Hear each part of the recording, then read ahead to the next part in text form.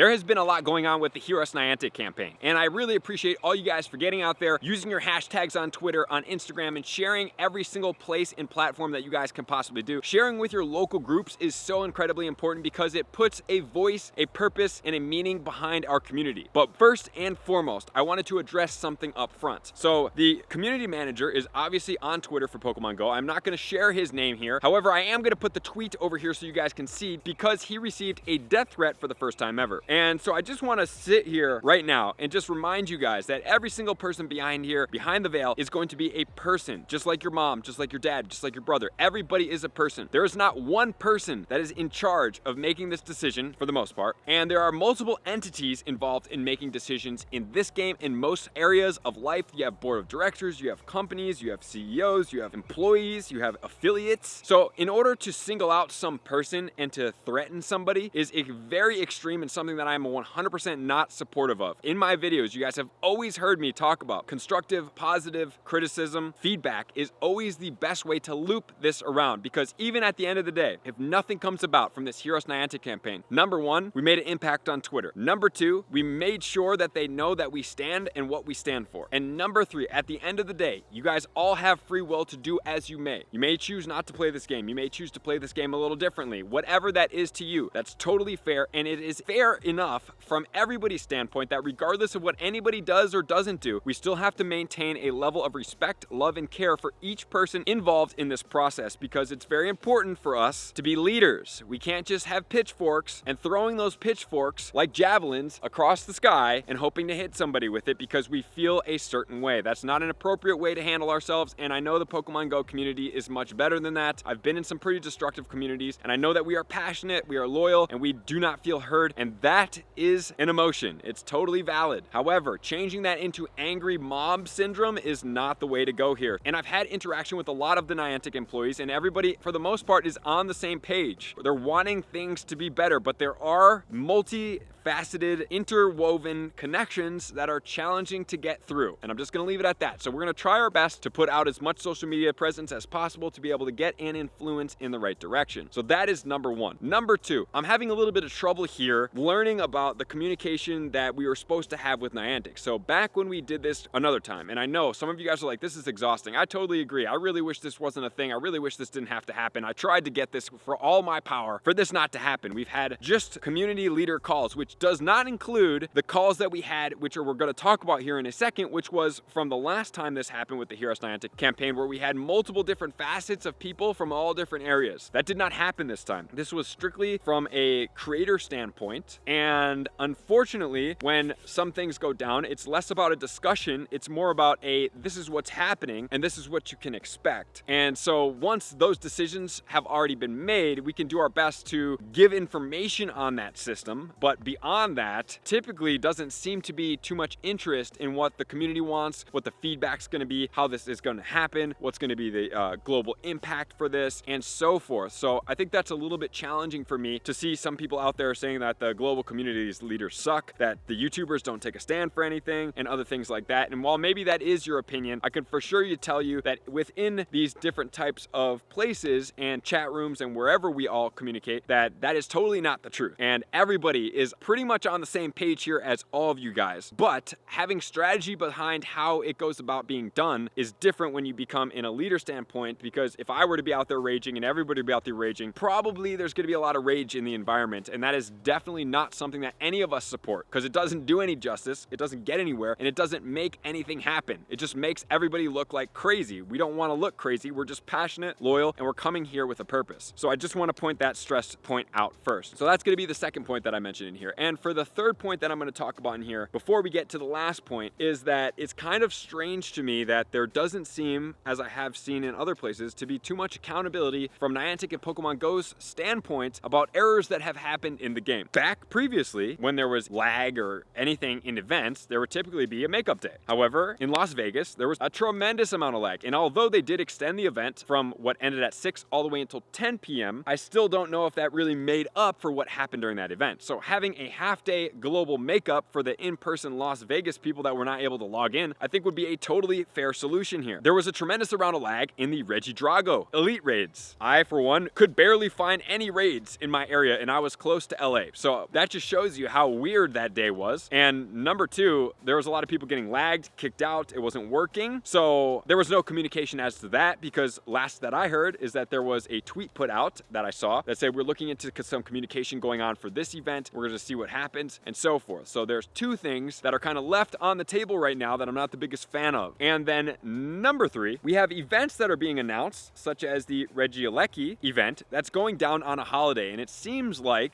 this is a common theme because we've also had something go down on Christmas Day in the past as well. And I'm starting to think, like, why? In what area of planning? Because Easter doesn't change. I mean, you know, I could look in 2025 and tell you what the Easter date is. Why would you plan to have an event for elite raids on Easter Day when a lot of people spend that with their families? That doesn't make any sense when you could just probably have it the day before, because there's a Saturday and a Sunday, unless there's something that I'm completely unaware of here, and have that event on the day before when most people will have more time to be able to participate in this. On Christmas Day, why does it have to be on Christmas Day? Why can't it be on the 26th or the 24th? More than likely, most of those people have those days off at the same time, or even do it to the next weekend, the next Saturday, the weekend before, the Saturday or Sunday, anything but those specific holidays. But yet we're finding ourselves into some repetitive patterns here that don't seem to make sense. Including with all the lag going on in the Las Vegas event, I find it very hard to believe that there wasn't adequate knowledge based on the event being sold out that we would need more cell phone reception, and that there wasn't anticipation of this event crashing. And that was something that we learned, as you guys did see in my April Fool's video. If you guys didn't see that video, you want to check it out up here. I thought I did a pretty good job. I don't know what you guys think. I wanted to take it the more serious route, and obviously it was a joke. If you read through the text at the end, it said that Pokemon Go was worth $1.99, which is obviously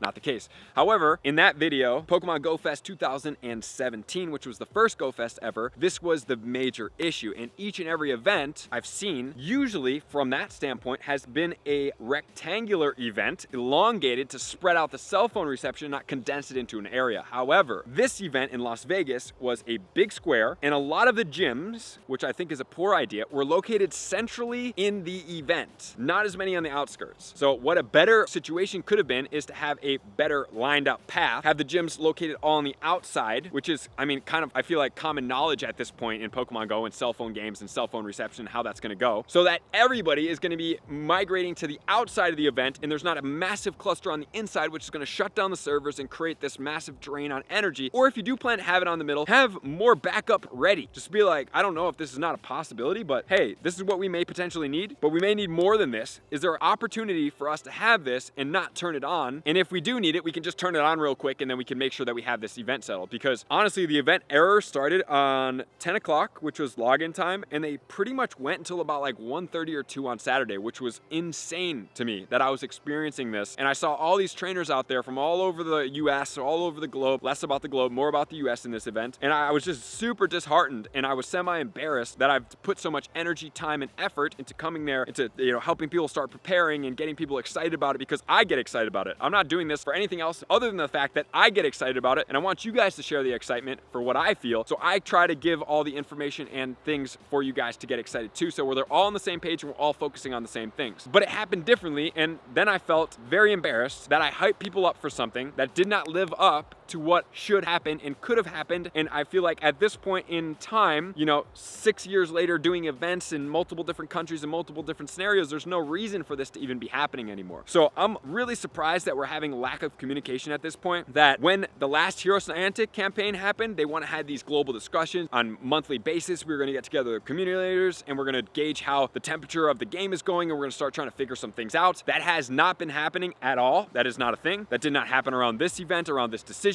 And I'm just feeling like there's a massive lack of communication and transmission between the groups right now, between the parties involved that want specific things done or whatever this is, and at the end, the consumer and what is actually working, what people are passionate about. So I'm really driven in different directions in my mind, and I'm really trying to find why there's these massive gaps in here without trying to speculate anything. But I wanted to make a video and just put this out there and just say, Niantic, we just need a call to action. We need more communication. And I'm not really sure why it keeps falling off over and over and over again. And then finally, there's one thing that was pointed out. It was one of my suggestions and one of everybody's suggestions in the group when this was going on, because obviously we couldn't change the fact that they already decided that they're going to limit remote raids, is that there's going to be an increased XL candy coming from this. And the official narrative is that you will not to participate in nearly as many raids to be able to max out your legendary Pokemon, to be able to participate in Master League and other things like this. So I'm not really sure exactly what that means, but as soon as this global thing comes into play, I will be doing a video and I will be checking out the scenario and testing out the odds of the XL candies so we can all be on the same page and at least understand what's going on during this event and this game. And hopefully with all this Heroes Niantic, guys, just want to congratulate everybody that's out there using that hashtag. We have already been trending on Twitter quite significantly and everything like that. I really appreciate all the positive feedback. Everybody sharing their heartfelt message of how it does affect you, impacted your life from the remote raids, and how in the future it could negatively impact your life, and composing yourself in such a manner that it looks much professional, that it keeps a professional candor with our Pokemon GO Niantic Pokemon Company so that they can understand where we're all coming from. So hopefully we will see something at the end of this and there will be something that does come about. Unfortunately, I cannot guarantee that, but I would anticipate that something hopefully will be happening. So more communication is necessary. I just want to point out a couple instances that are bothering me right now, and then I just want to point out something that is positive that's happening right now, and I hope that everything does continue to go in the right direction here. And that is going to be it for this video. So let me know in the comments below what your thoughts and feelings are. Remember, keep them positive and constructive, because Niantic can be reading these comments at all times, and it is important for us to hold ourselves at a high regard. So I appreciate you guys being here as always. To all of my likers, commenters, subscribers, Patreon members, everybody takes their support, subscription, and participation to the next level. I'm going to see you guys out on the next video. Peace.